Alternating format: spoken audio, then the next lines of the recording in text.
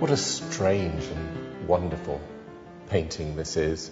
It's quite rare, presumed to be amongst the Cartwright paintings. Where he got it, we don't know. It's known as the Judde Memorial. That's Judde with an E at the end. And a lot of research has gone into it, and we're pretty sure that we now know who these two people are. This is William Judde and his wife Joan. And we know their ages, because it does say up here, it's hard to read, but he's 46 and his wife 28. And it was used to be known as the Judde marriage, because it was assumed that the two hands with the rings and everything was some kind of a marriage portrait. But actually it's a little bit too morbid for that, I think. And what it is a great testament to the religiosity of the period. We know the date, because it's there, 1560.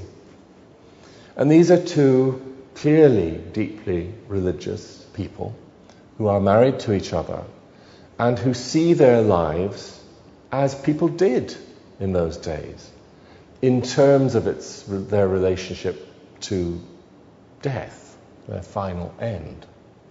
And there are lots of inscriptions in the painting. Behold our end. And both of them have their hands, not touching, on a skull. Classic, memento mori. The word of God hath knit us twain, and death shall us divide again, it says.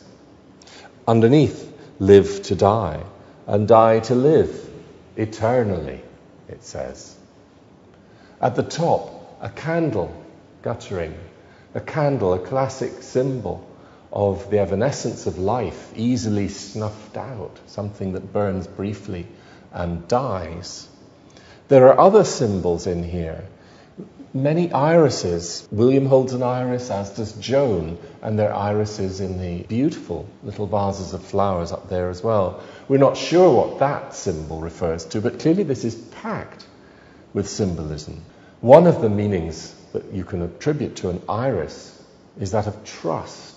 Well, maybe that's what would be appropriate for a married couple like this, looking literally till death parting them. But there's a funny little thing up here as well, these two little cushiony things, little sacks of wool. We know that William Judde arranged for the export of wool, amongst other things, and this wool comes from Leinster, in fact, and it has a merchant's sign on it, so we know what those things are. So their life is enshrined here. But there's an elephant in the room which I haven't mentioned so far, which is, oddly, there's a corpse here. As if we hadn't got the message from the inscriptions, from the skull, from the guttering candle. There is a corpse here too.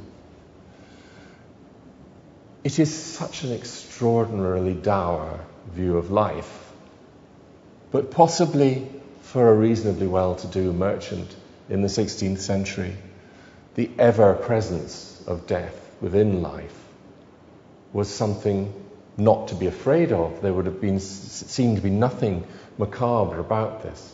It was merely to remind them of where they would end, that all happiness ends in death.